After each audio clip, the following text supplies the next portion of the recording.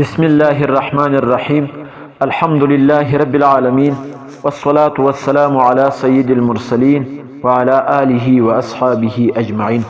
موږ په مخکې محاضراتو کې الحمدلله د ډیرو کتابو تعارف وکړي چې په نورو محاضراتو کې به هم انشاءالله تعالی د ډیرو کتابو تعارف کوو. موږ ته پر هره موضوع باندې باید کتابونه معلوم وي او راسره یي، ضرورت یي موږ ته پر هره موضوع چې کتابونه یي. په نن محاضره کې د بدعاتو او رسوماتو پر رد او تعریف او پر دغه موضوع چې کومې لیکنې سوي دي، کوم کتابونه لیکل سوي دي په اردو کې، په عربي کې، د بعضې کتابو تعارف کوو انشاءالله تعالی چې څه کتابونه په دغه کتابو کې چې موږ ذکر کوو هغه په پښتو کې هم ملاویږي که څوک د اردو سره نه پوهیږي، او په اردو کې په عربي کې شته. په هغه کتابو کې بدعات او اهل بدعت اسلام کې نظر مې دا د کتاب نوم دی. د دغه کتاب مصنف مولانا محمد اقبال صاحب دی، فاضل د مظاهر العلوم سهارنپور فاضل دی، په 311 صفحاتو کې دی.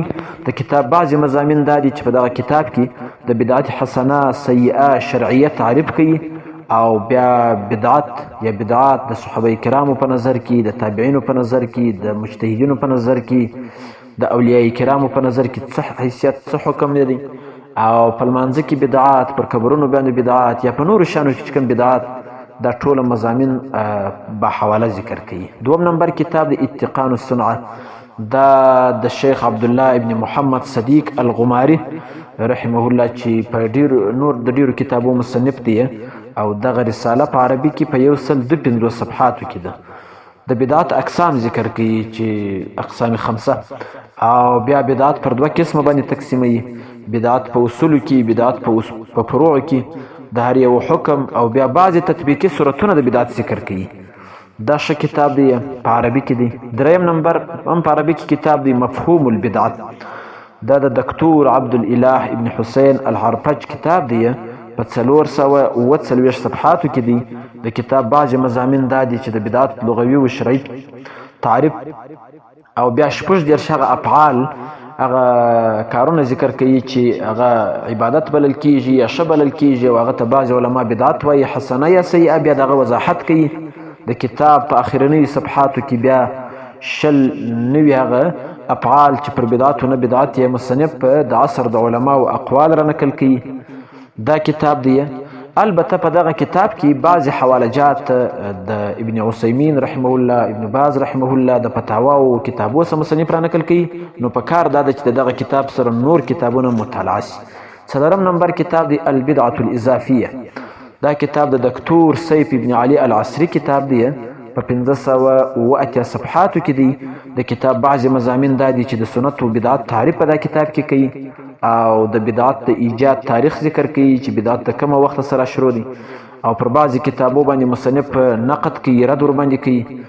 او بیا مصنف پر تقسیم د بدعت حسنه او سیئات پر دا موضوع باندې ډیر کلام کوي.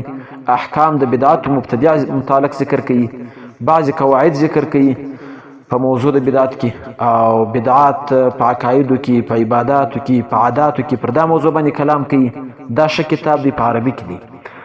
پنځم نمبر کتاب دی راه سنت، یا په بل نامه سره المنهاج الواضح، دا د حضرت شیخ الحدیث مولانا محمد سرفراز خان صفدر صاحب رحمه الله چې د ډیرو کتابو مصنف دی، او نور کتابونه هم پر دغه موضوع باندې شته چې د ډیر مشهوره کتاب دی راه سنت، په 311 صفحاتو کې دی. او په دغه کتاب کې د لوی علماء کرامو او مشایخو تقاریض هم پر دا کتاب باندې شته، لکه د حضرت مولانا قاری محمد طیب صاحب رحمه الله چې محتمم د دارالعلوم دیوبند، او د مولانا شمس الحق افغاني صاحب رحمه الله تقریض دی ورباندې، د حضرت مولانا سید مهدي حسن صاحب چې دا صدر مفتی د دارالعلوم دیوبند.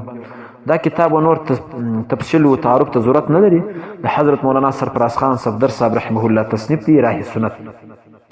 شپږم نمبر کتاب دی اسلامی شادي، دا د حکیم الامت حضرت تانوی رحمه الله د کتابو سره جمع سوي افادات دي. حضرت مولانا مفتی محمد زید صاحب چې ډیر کتابونه د حکیم الامت د کتابو سره جوړ کړي دي، لکه د تحفة العلماء او نور کتابونه، او دغه کتاب په اردو کې 416 صفحاتو کې دي. مولانا سید ابوالحسن علي ندوي رحمه الله او مولانا خالد سیف الله رحماني صاحب چې ډیرو کتابو مصنف دي، هغه ستاینه د کتاب کړې ده چې حضرت مولانا محمد زید مظاهري صاحب د حکیم الامت حضرت تانوی رحمه الله د کتابو سره ډیر ښه کتابونه را جمع کړي دي پر یو خاص موضوع باندې، هغه مواد یې سره یوځای کړي. په دا کتاب کې د نکاح د بیان څخه بیا تر احکام مباشرت پورې تمام مباحث په دا کتاب کې راجمع دي. 24 ابواب لري دا کتاب. دعوت ولیمه، د نکاح مختلف رسوم او زنانې او د رسوماتو پابندي، د رسم و رواج تعریف او په دا کوزده واده کې چې کوم منکرات کیږي، دوره مفاسد و احکام، د مهر متعلق چې کوم مسائل دي، د نکاح خوانی متعلق چې کوم مسائل دي، د کفاءت متعلق او د کونډې د نکاح په حق باندې ډیر ښه مضامین پکې دي. اووم نمبر کتاب دی شادي کې اسلامی احکام. دا د مفتی مولانا مفتی عبدالرؤوف سکروي صاحب په 166 صفحاتو کې د کتاب بعضې مضامین دا دي. د نکاح مسنون طریقه ذکر کوي، نکاح متعلق چې کوم اهم او ضروري احکام دي هغه ذکر کوي، او د واده اهمیت او زموږ ګناه، بیا د طلاق نقصانات، د طلاق څخه د بچاو طریقه. دا کتاب دی. اتم نمبر شادي په دا نامه باندې کتاب دی حافظ صلاح الدین یوسف، دا مشیر د وفاقي شرعي عدالت تیر شوی دی. د ولیمې مسنون طریقه په دا کتاب کې او غیر مسنون طریقې، زنانه چې د بل کور ته اول وار ورسي، نوی کور نوی ژوند، دا به څنګه کوي دا ژوند، او د شپې د خوا څخه په شپه کې ودونه جوړول. دا یو مختصر رساله ده. 9 نمبر کتاب دی البدعة المحموده، دا د عبدالفتاح ابن صالح کتاب دی، بین المجیزین والمانعین په دا نامه سره.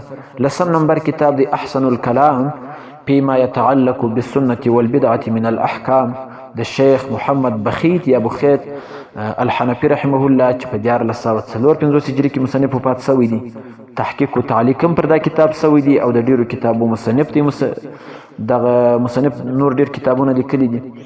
یو قدیم تبه ده دا کتاب چې په 88 صفحاتو کې ده تقریبا، هغه هم چاپ شوی ده، او یو نوې تبه ده چې تعلیق و تحقیق ورباندې شوی دی په بیروتي تبه کې. دا ډېر ښه کتاب دی، احسن الکلام فيما يتعلق بالسنة والبدعة من الاحکام. 11 نمبر کتاب دی بدعت کی حقیقت اور اس کے احکام.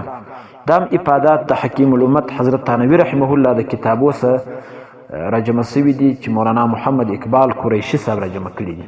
او 12 نمبر کتاب دی اصلاح انقلاب امت. دا ډیر ښه کتاب دی، د تعلیم په حواله سره دا ډیر ښه کتاب دی چې په کور کې دغه کتاب سره تعلیم کیږي. حکیم الامت حضرت تھانوی رحمه الله په خپل د کتاب ستاینه کړې ده.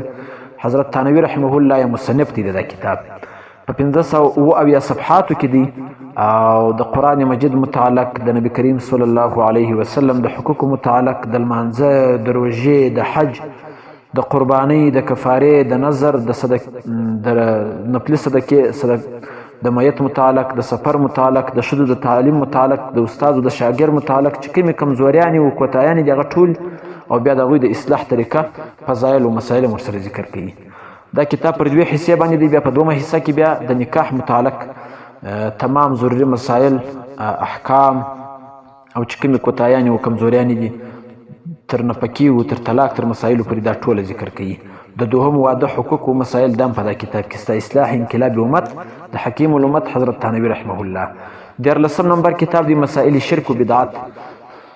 دا د مولانا محمد رفعت قاسمی صاحب چې په پښتو کې هم ستا، په اردو کې هم ستا، د دارالعلوم دیوبند استاذ، او هغه کتاب چې ټوله پر یو ځای باندې رانیول سي، نو بیا په هغه کتاب کې یو جلد پر دا موضوع باندې دی. 14 نمبر کتاب دی بدعت اور بدعتی.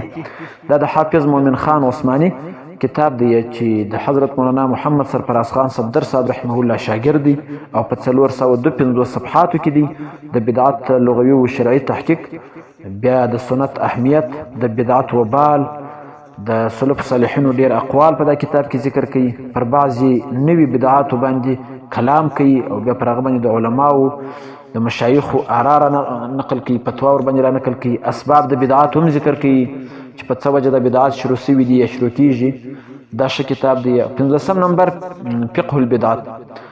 دا د مولانا عبید الرحمن مردان والا کتاب دی چې نن سبا یې رسایل هم راغلي دي پر دا مسایلو باندې، او نور ډیر کتابونه یې لیکلي دي. 14 نمبر کتاب دی د واده او کوزدې د رسوماتو اصلاح. په پښتو کې هم سته، په اردو کې هم سته. دا د حضرت مولانا شاه حکیم محمد اختر صاحب رحمه الله پر دغه موضوع باندې رسایل دي، هغه اصلاحي مواعظ دي.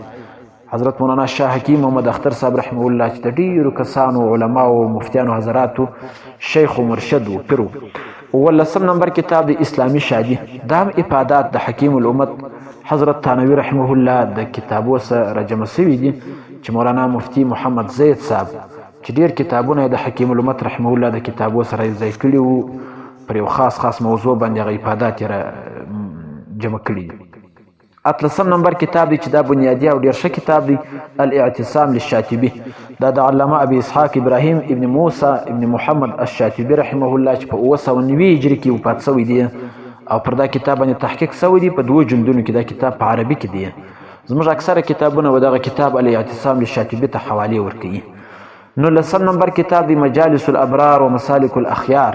دا د شیخ احمد ابن محمد الرومي الحنفي رحمه الله کتاب دی چې په 1043 هجري کې مصنف وفات شوی دی او دا ډیر ښه کتاب دی. دا کتاب ته ډیره حواله ورکول کیږي. 20 نمبر کتاب دی اصلاح الرسوم. دا کتاب ډیر مشهور دی، په پښتو کې مستا، په اردو کې مستا. د حکیم الامت حضرت تانوی رحمه الله ډیر مشهور کتاب دی چې حکیم الامت رحمه الله په خطبات او ملفوظات کې فرمایي وای ماته به دغه کتاب په باره کې بعضی حضرات ولیکل چې ته پر دا کتاب باندې نظر ثانی وکړه، ما پر دې باندې 10 واره 20 واره نظر ثانی کړی دی پر دا کتاب باندې. او 20 نمبر کتاب دی کتاب الحوادث والبدع.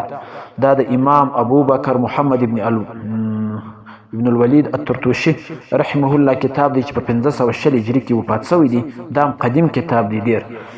22 نمبر کتاب دی الامر بالاتباع والنهي عن الابتداع. دا د علامه سیوطي رحمه الله مختصر کتاب دی. 23 نمبر کتاب دی کتاب الباعث على انکار البدع والحوادث.